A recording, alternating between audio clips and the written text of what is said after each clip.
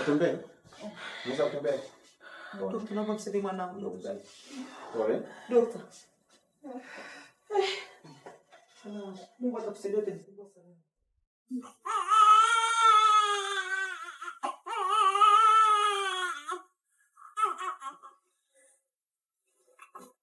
Yaani mwanangu, sio niseme lipi.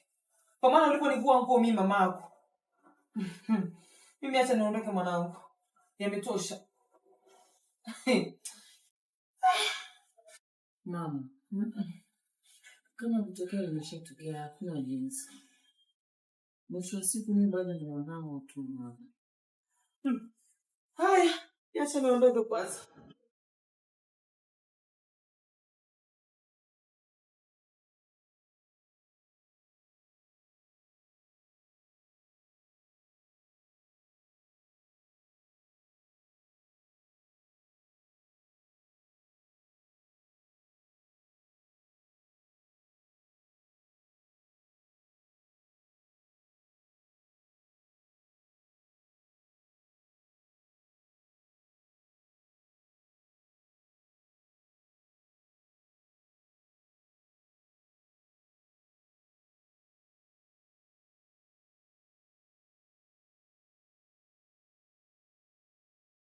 Wow, are you kidding me? Yeah, give me. Oh God! Father, oh God!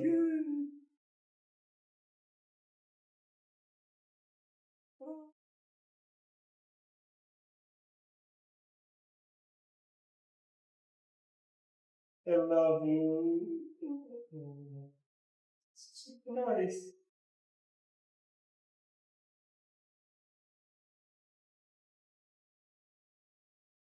Mama, hili swali umeshaniuliza tangu mtoto wa kwanza.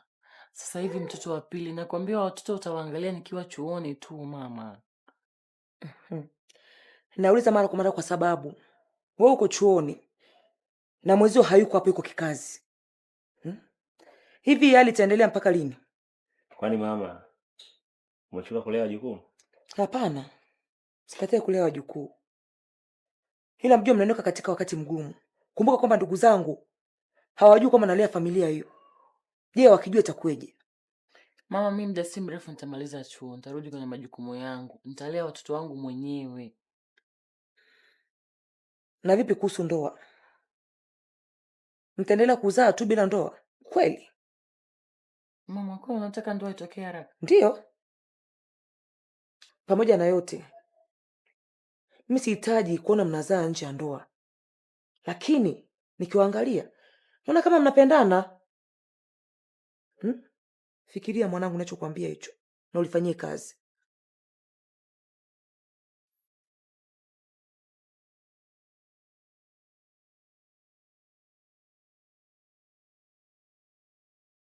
Boss, samahani. Nilikuwa naomba uangalie hii report kwa makini mkubwa ili uniambie tofauti uko wapi. Ni kitu gani hiki? Ni ripoti ya miaka mitatu iliyopita pamoja na mwaka huu boss. Nimeona pointi nini hapa? Nilikuwa naomba boss ujaribu kuangalia kwa umakini, alafu niambie umegundua nini katika hii ripoti. Angalia hapa, alafu angalia na hapa. Maana yake mimi sielewi chochote hapa.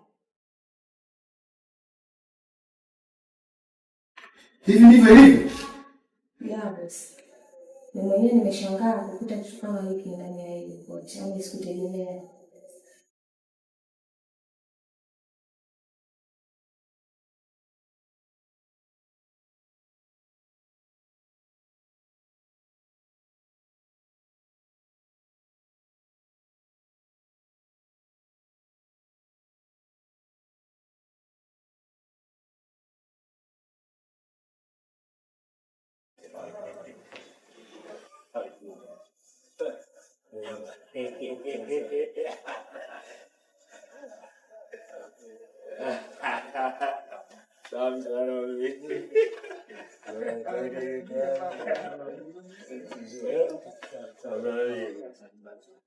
Pamoja sana bwana. Karibu kwenye chama. Karibu kwenye chama. Pamba tu baba. Furahi sana. Kifupi, Ben umefanya kitu kikubwa sana. Na kwa hiki ulichokifanya, unastahili pongezi kwa 100%. Unajua katika maisha kuna kitu kimoja. Ukishaongeza kitu ama ukifanya kitu ambacho ulikuwa hujawahi kufanya, hayo huwa tunayaita mafanikio kabisa. Kwa hiyo wewe umefanikiwa. Nashukuru sana. Pamoja sana. Nashukuru sana. Sawa. Unajua, niseme tu kiukweli na nashukuru sana kwa support yenu. Nashukuru sana kwa support yenu. Mmenisupport sana, ni jambo kubwa sana. Ndio maana nikasema kwa kifupi sana nilikuwa nawapigia story siku moja kwamba uko maeneo fulani una ndugu lakini unapata support kubwa ya watu kama uko nyumbani. Yaani kuna kawimbo cha Wazeti na tamani ndio imbie. Of course sijui kuimba, lakini tamani ndio imbie kidogo. Unajua kanifanya. Unajua kanifanya kwa hiyo. Anakwambia huku niliko sina ndugu. Lakini najiona kama nipo nyumbani. Najiona kama nipo nyumbani. Relax man.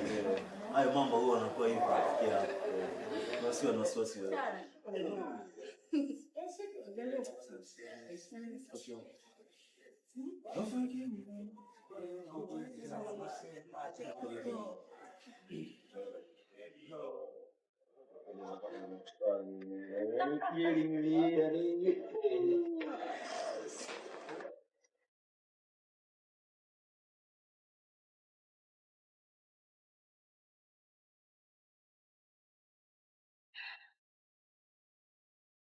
Mama, hata hapo ulipofika ni hatua kubwa sana. Nakushukuru sana. Nakushukuru sana mama kwa msaada wako, kwa support yako. Wamenitenga wengi lakini wewe hukuniacha. Umekuwa na mimi mpaka muda huu. Na kuahidi mama, tampenda mwanao siku zote, tamtunza, tamlinda. Sina kuongea mimi. Bwana, kama nilivyoweka msimamo kutoka mwanzoni, nawapa baraka zote. Ila sitaweza kuingia kwenye nyumba ibada. Mimi naomba niishi hapa mwanangu. Sitaweza bibi. Sitaweza.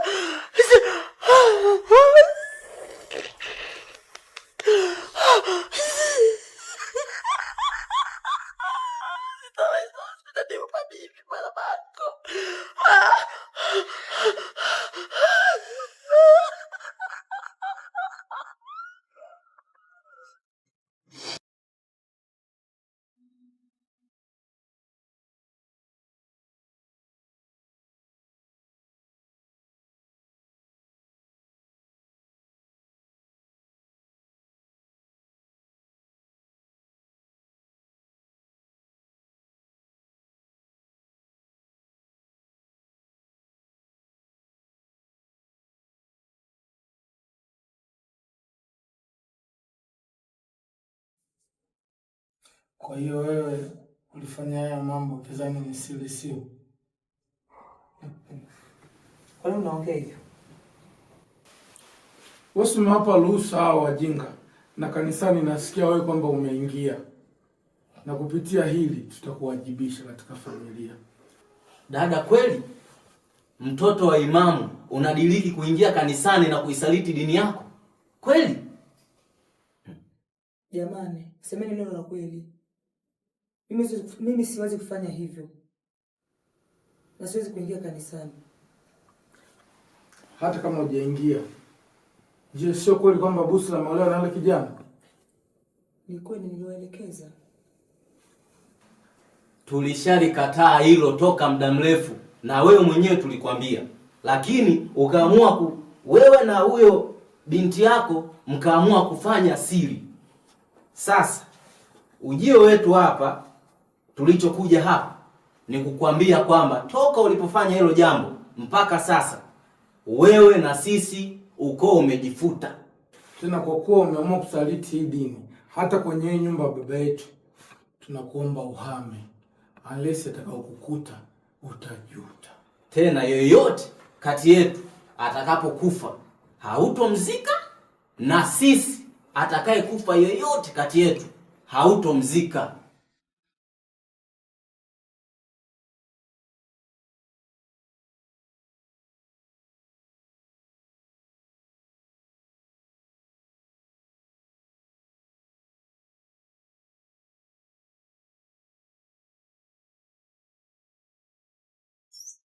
Dada, please amka.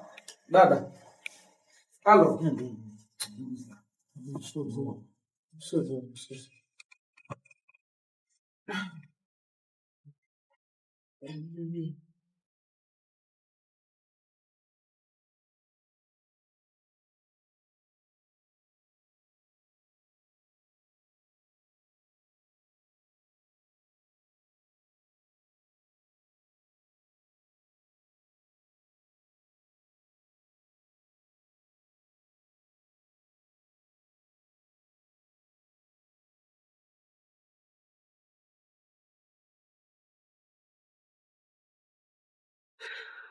Halo?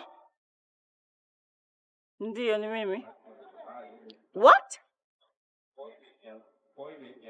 Imekuwaje? Mko hospitali gani? Na hali yake ikoje?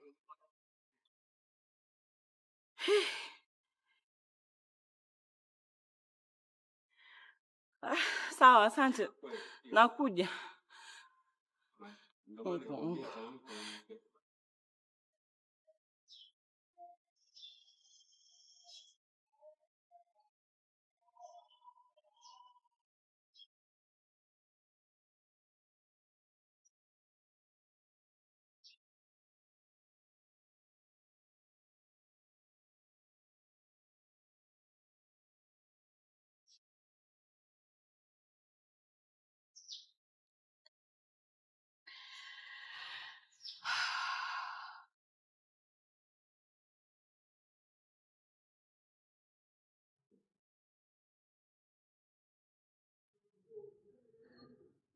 Hello my lovely wife.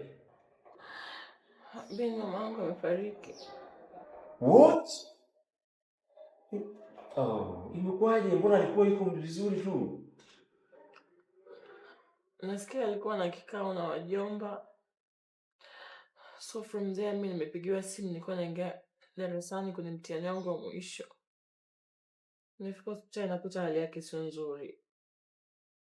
And now she's gone. Pole sana wife. Sasa hivi naaga nianze safari ya kuja Nyamazikoni baby. Pole sana.